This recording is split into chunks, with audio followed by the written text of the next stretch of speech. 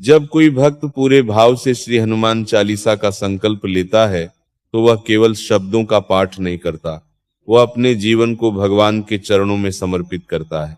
जैसा कि संतजन कहते हैं, जहां राम का नाम है वहां स्वयं हनुमान उपस्थित हो जाते हैं, और जहां हनुमान है वहां भय, संकट और बाधा टिक ही नहीं सकती। अब समझो इस 21 दिन के संकल्प का रहस्य क्या है। सबसे पहले संकल्प का अर्थ होता है अपने मन, वचन और कर्म को एक दिशा में स्थिर करना। सिर्फ बोल देने से संकल्प नहीं होता। संकल्प तब होता है जब भीतर से निश्चय हो जाए कि चाहे कुछ भी हो, ये साधना पूरी करनी है। इसलिए शुरुआत हमेशा पवित्रता से करो। ब्रह्म मुहूर्त में उठना इसलिए कहा गया है क्योंकि उस समय वातावरण सबसे अधिक सात्विक होता है।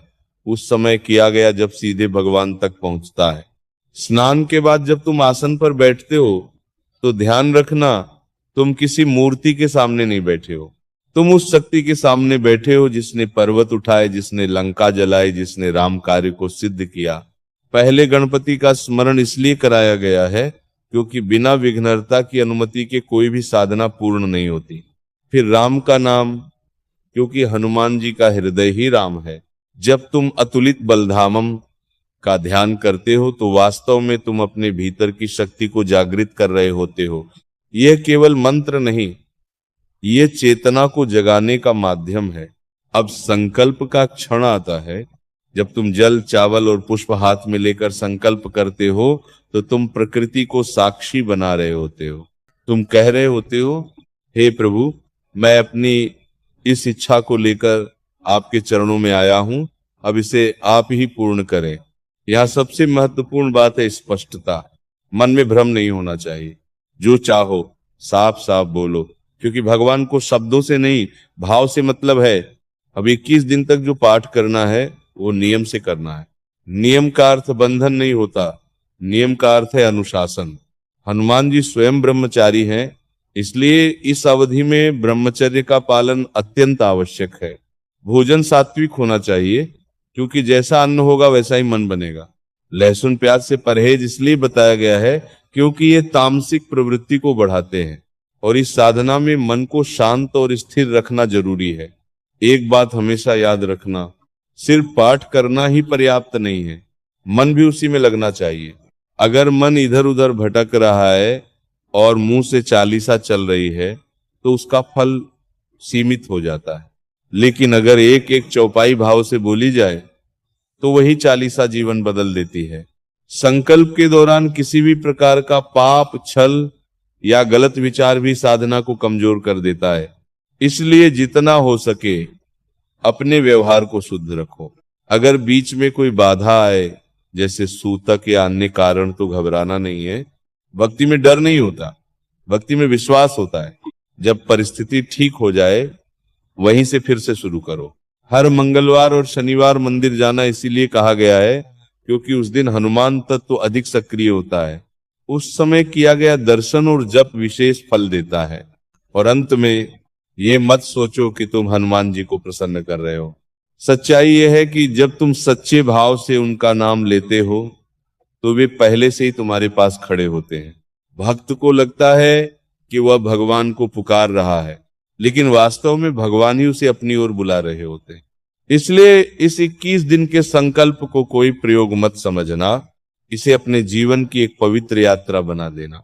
फिर देखना, जहां पहले समस्या दिखती थी वहां मार्ग दिखेगा, जहां डर था वहां साहस आएगा, और जहां असंभव लगता था वहां हनुमान कृपा से सब संभव हो जाएगा।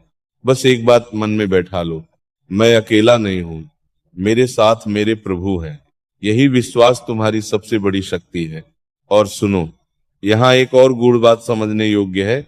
बहुत लोग ये सोचते हैं कि 21 दिन पूरा होते ही चमत्कार हो जाएगा, परंतु सच्चे संत कहते हैं चमत्कार बाहर नहीं, पहले भीतर होता है।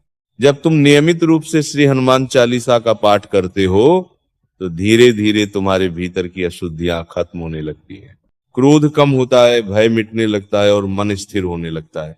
यही सबसे बड़ा संकेत है कि हनुमान कृपा प्रारंभ हो चुकी है। याद रखो, हनुमान जी केवल बल के देवता नहीं है, वे बुद्धि, विवेक और भक्ति के भी स्वरूप हैं। इसलिए जब उनकी कृपा होती है तो जीवन में सही निर्णय लेने की शक्ति भी आती है। कई बार ऐसा होता है कि जिस इच्छा के लिए तुम संकल्प लेते हो, 21 दिन बाद वही इच्छा बदल जाती है, क्योंकि अब तुम्हारा दृष्टिकोण बदल चुका होता है। तुम पहले जैसी सोच में नहीं रहते, तुम परिपक्व हो जाते हो। अब एक और महत्वपूर्ण बात, संकल्प पूरा होने के बाद अहंकार नहीं आना चाहिए। ये नहीं सोचना चाहिए कि मैंने 21 दिन का व्रत कर लिया, मैंने इतना पाठ किया, क्योंकि जहां मैं आ गया वहां भक्ति कम हो जाती है। हमेशा ये भाव रखना, हे प्रभु, ये सब आपकी कृपा से ही संभव हुआ है, मैं तो केवल एक माध्यम हूं। संकल्प पूर्ण होने के दिन हनुमान जी का विशेष धन्यवाद करना चाहिए। उन्हें वही प्रिय भोग अर्पित करो और मन ही मन कृतज्ञता व्यक्त करो। अगर संभव हो तो किसी जरूरतमंद को अन्न दान करो, क्योंकि सेवा के बिना भक्ति अधूरी मानी जाती है। अब ध्यान से सुनो, ये सबसे गहरी बात है। हनुमान जी के साथ संबंध बनाना है तो केवल 21 दिन तक ही सीमित मत रहो, उन्हें अपने जीवन का हिस्सा बना लो। जब भी डर लगे उनका नाम लो, जब भी निर्णय लेना हो उनका स्मरण करो, जब भी अकेलापन महसूस हो ये विश्वास रखो कि वे तुम्हारे साथ खड़े हैं।